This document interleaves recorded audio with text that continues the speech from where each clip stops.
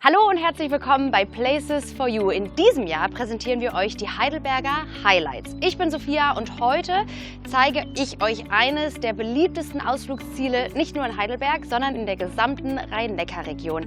Wir wandern den Philosophenweg entlang, besuchen den Heidelberger Liebestein und spazieren über die Alte Brücke. Macht euch auf wunderschöne Naturaufnahmen und einen grandiosen Ausblick über die gesamte Heidelberger Altstadt gefasst. Los geht's!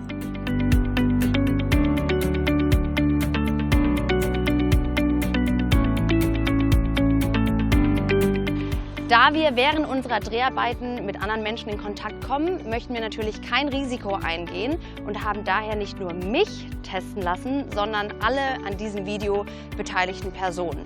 Während hinter der Kamera noch Masken getragen werden, habe ich meine Maske jetzt mal abgenommen, solange ich ausreichend Abstand halten kann.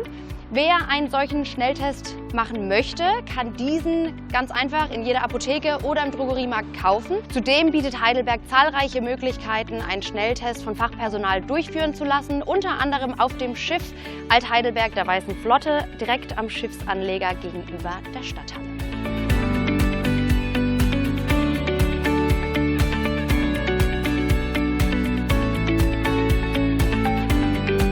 Ich habe mir heute Verstärkung geholt, denn ich möchte euch diesen wunderschönen Weg nicht einfach nur zeigen, sondern euch auch mit jeder Menge spannender Hintergrundinformationen füttern.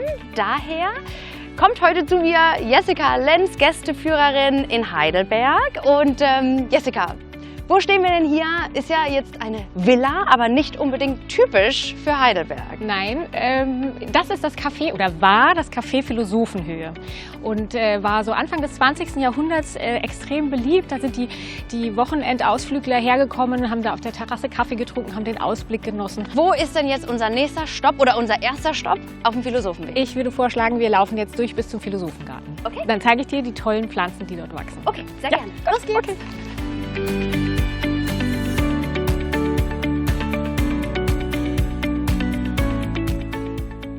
Im Philosophengarten sind so viele wunderschöne exotische Pflanzen anzutreffen. Warum ist das so? Wer hat die damals hier angepflanzt und warum gedeihen die hier so prächtig?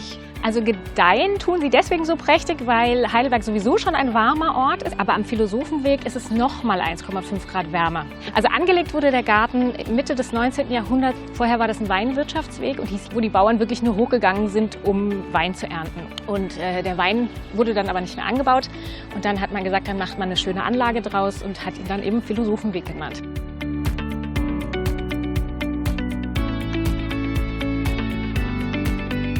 Wir stehen jetzt hier am Merianstich. Jessica, was gibt es hierüber zu erzählen? Also wir fangen mal an mit dem berühmtesten, mit dem Schloss. Und man sieht hier halt sehr schön diese Gartenanlagen, die eigentlich hätten gebaut werden sollen als 8. Weltwunder, der sogenannte Hortus Palatinus. Da sieht man jetzt, dass natürlich sich das stark verändert hat. Man sieht hier den Geisberg, der ganz unbewaldet ist, und hier den Königsstuhl ganz unbewaldet. Warum Heidelberg Heidelberg heißt, hat mit diesen beiden Hügeln oder beiden Bergen zu tun. Weil das alte Wort Heddel, also das war ein Wort für Ziege. Eine der Theorien ist eben, dass da die Ziegen geweidet haben und das eben von Heddel zu Heidel und dann eben Heidelberg daraus wurde. Also es ist so eine ganz interessante Theorie.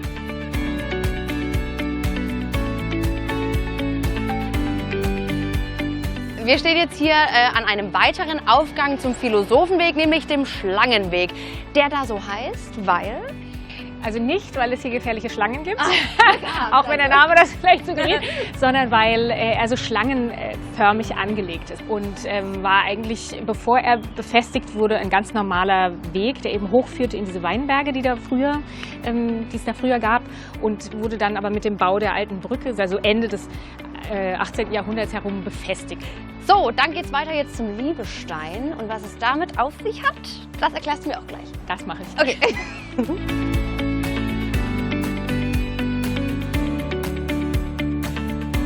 Ja, diese Tradition des Schlösser-Festhakens für das Paar, das eben auf ewig Paar bleiben möchte, die gibt's ja, die kennt man ja auch aus anderen Städten. Und jetzt haben aber die Leute das an der alten Brücke angebracht und das war dann auf Dauer nicht so gut. Deswegen hat man diesen wunderbaren Stein hier hergestellt und wenn man da durchschaut, dann hat man den direkten Blick aufs wunderschöne Schloss. Romantischer geht's ja praktisch gar nicht. Also für alle Liebenden, hier dürft ihr gerne euch für immer verewigen.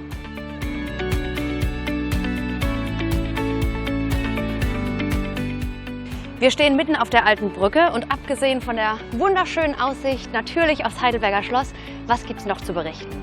Gebaut wurde sie 1788, weil ein paar Jahre vorher ein großes Hochwasser mit Eisgang hier die Vorgängerbrücke zerstört hat. Also die Brücken davor waren eben alle aus Holz. Und die 9., also jetzt die Karl-Theodor-Brücke, so wie wir sie jetzt sehen, ist dann eben aus Stein gebaut worden. Also der Kurfürst hatte dann ein Einsehen mit seinen Heidelbergern und hat gesagt, ihr braucht eine vernünftige Brücke, das muss ein bisschen länger halten als immer nur ein paar Jahre, und hat ihnen dann eine tolle Steinbrücke hingestellt.